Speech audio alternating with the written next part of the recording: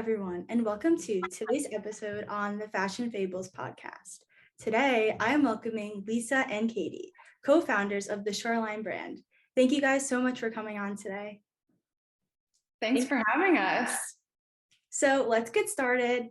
Guys, if you can just tell us a bit about your brand and the message you're trying to convey to the world through your business and what you do. For sure. We are an independent women's resort wear brand. We were founded in 2021. We're made by women for women, and we feature effortless feminine silhouettes. Being that we are a company founded by women, we're proud to design clothes that take women confidently from the beach and then to anywhere else in between. So not only can you take our pieces from day to night, but we design the line to be very interchangeable. So our line only consists of 7 pieces right now that you can mix and match, giving you so many more different outfit ideas and inspiration. And this is fantastic, definitely when you're on vacation and you want to take the guesswork kind of out of getting dressed, and also if you have limited suitcase room. Yeah. I'll touch a little bit on kind of the inspiration behind the brand. So we grew up in Florida and the beach was in our backyard, and we grew up just kind of treating it like it was our playground and such a huge part of our lives. So we often had opportunities as well to travel to some really amazing tropical destinations as a family. And we definitely drew inspiration and have such vivid memories of those wonderful times, like the pink sandy beaches in the Bahamas and just being on a boat and the clear blue water and different variations of sea life, or just the laissez-faire feeling of just being in the ocean in general.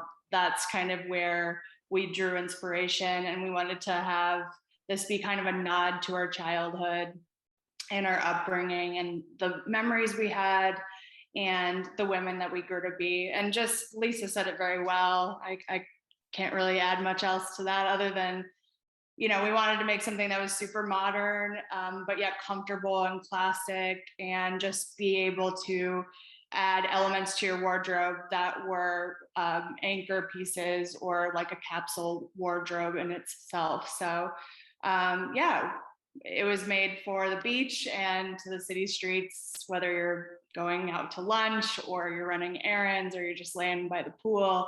We wanted something that was super transitional to wear.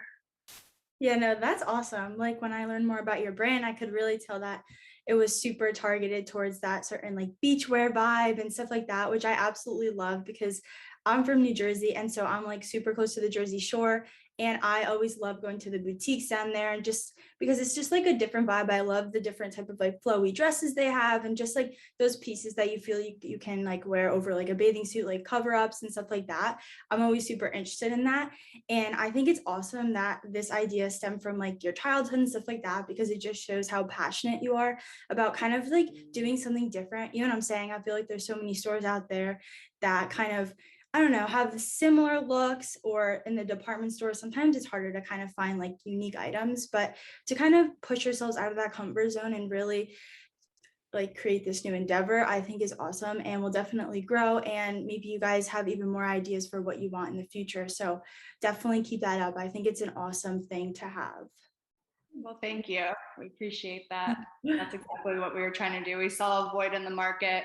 And when you see something like that, you should always jump at the opportunity. So we're like, why not fill it? So kind of going off what you were saying, we didn't really see what we wanted to buy on the market, so we created it ourselves. So yeah, no, awesome. So what do you feel has been your most successful aspect of the Shoreline, and what are some goals you kind of have for the future? So kind of touched on this, but yeah, for sure. I would say one thing that definitely stands out to me, and the feedback that we've gotten from a lot of our customers, has always been in regards to the fit and to the fabric that we've selected. And Kaitie, being with her background, can talk a little bit more on the fabric piece and kind of what it took us to get to where we are.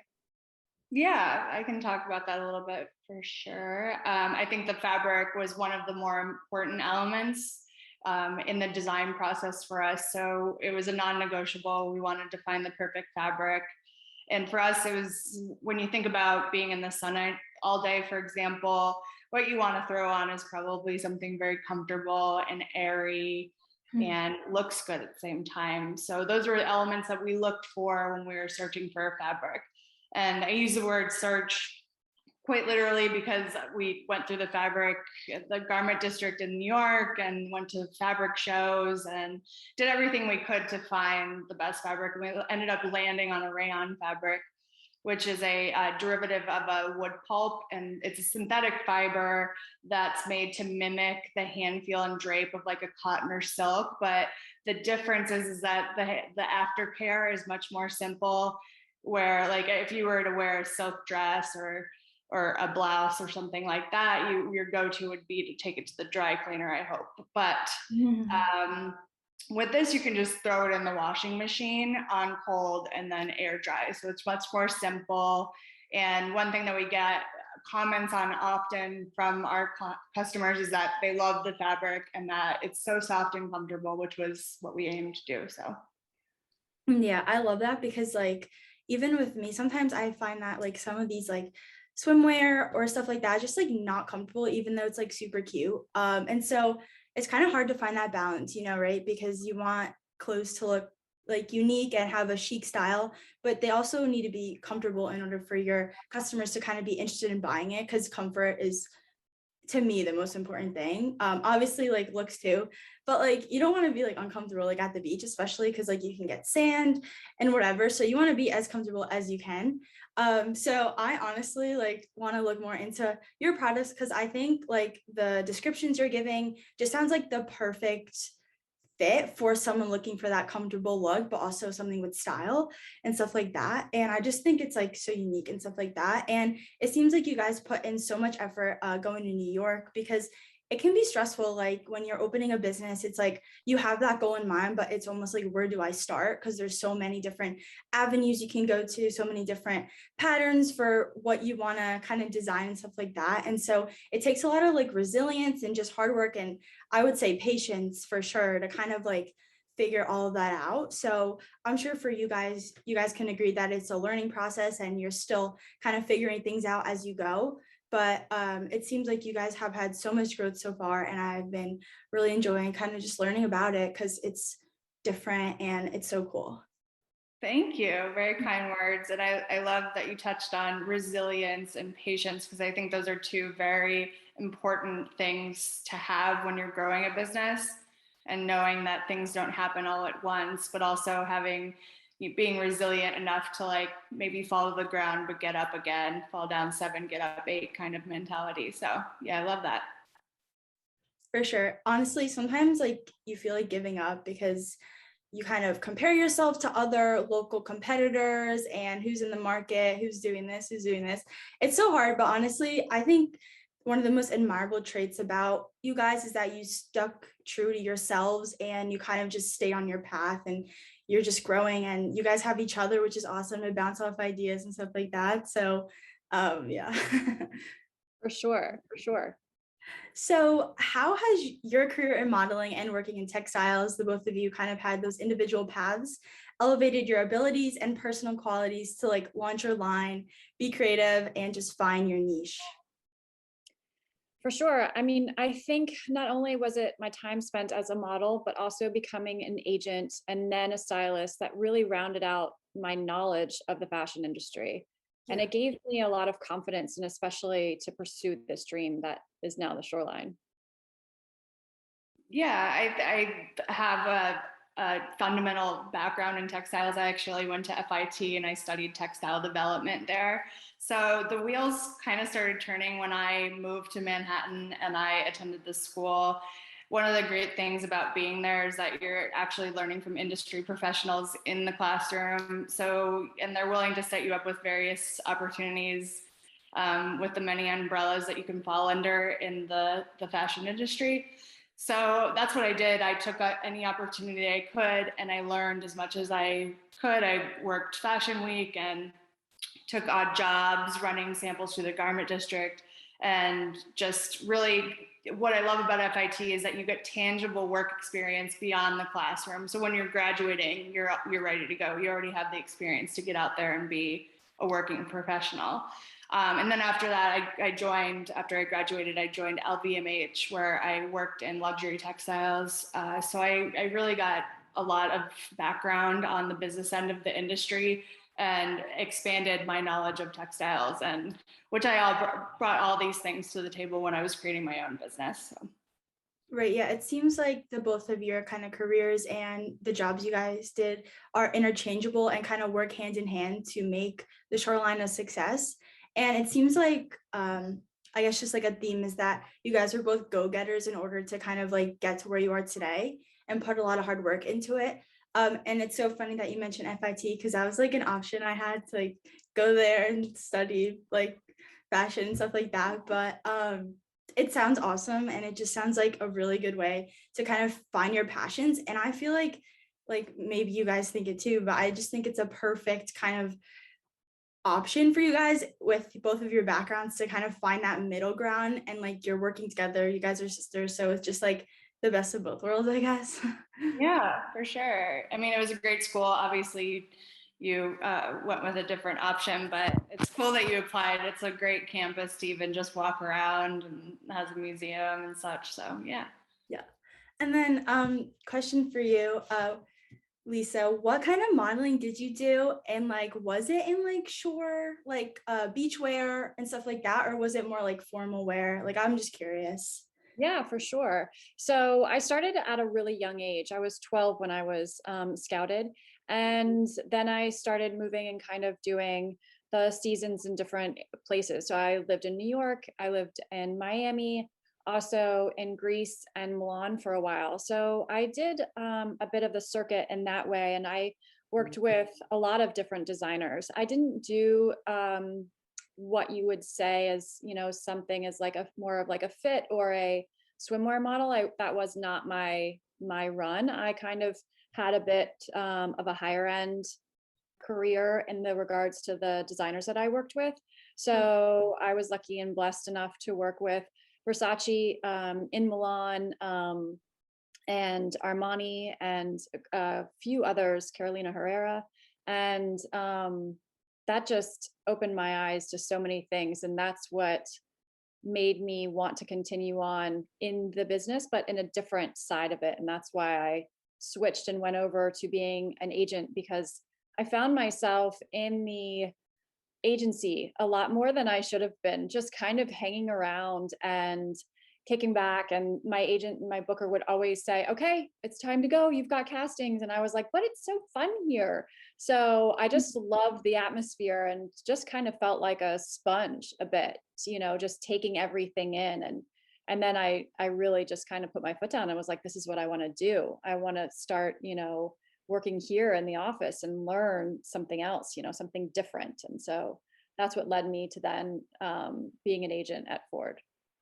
Okay, yeah, no, that's awesome. I asked because I am like currently in an agency too, but it just seems like a lot of the times like it's like a little bit hard to like balance like doing shoots and stuff like that with like, I don't know, with like schoolwork and like all that stuff. So I also like decided to start a podcast like for like the same reasons as you, just because I was like, well, I still love fashion and stuff like that, but like what can I do to kind of like learn more about the industry, learn from different individuals who are passionate from around the world, to kind of just see how American fashion goes hand in hand with fashion like Australia, Amsterdam, France, just like all those big fashion capitals. And it kind of just like all came full circle. So that's really interesting. Yeah, no, that's great that you're, diving into so many different aspects of the business. I think that's just a really smart move. It just will lead you, and, you don't know where you're going to land, because there are just so many different facets to the industry. And it's so fun to be able to learn from other people firsthand, for sure. So yeah, congratulations and good luck with Oh, your career. Well, with all your careers. oh, thank you. So, what inspires the names for your products, and like, do they have unique stories behind them? I'm just kind of curious because I was looking at your website, I saw the names, and I was just like, ooh, like, what made them think of these? So, Yeah, Kaitie and I have we had a kind of like a well, not really like a joke about it, but they definitely do have a story behind them. They're actually named for all of the women that have supported us throughout this journey. And then this season, we then switched it over to add in both the Landon and the Asher. And Landon is our little sweet nephew. And so we named the tank after him. And then the Asher shorts are named after my son, Asher, and my youngest son. And Landon and Asher are just the cutest little things. They're cousins, but they're best friends. So it's like just kind of like a perfect little set and a nod to family and to all the people that have supported us. That is adorable.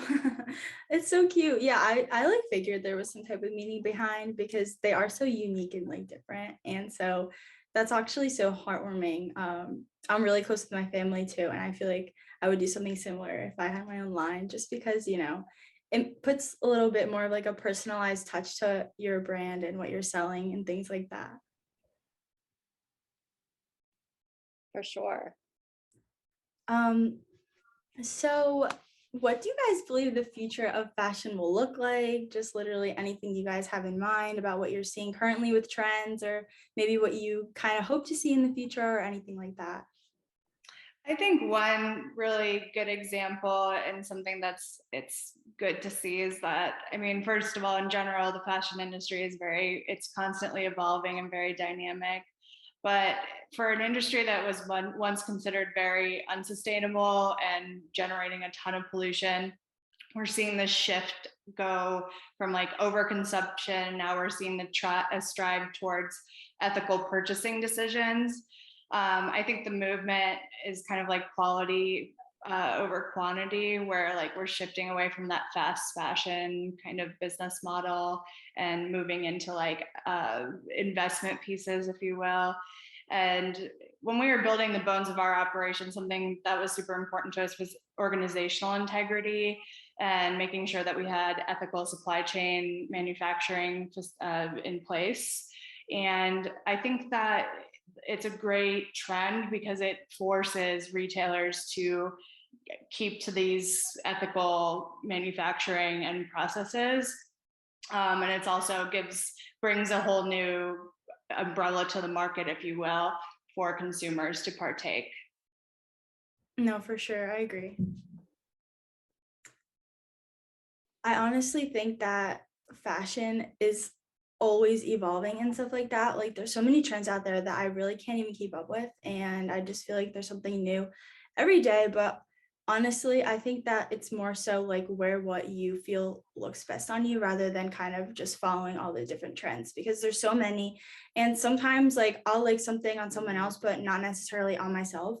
And I think that's just super important to differentiate with, because like you have to realize that like what you're buying is going to be like a waste of money if it's just going to sit in your closet rather than like actually like being worthwhile. I also think fast fashion is kind of weeding out a little bit, and kind of like more of like the sustainable fashion, kind of like what is better for our environment is kind of like in and stuff like that. And I think it's super important, just because like it's good for the environment and stuff like that, rather than, I don't know, just not being as cautious about it.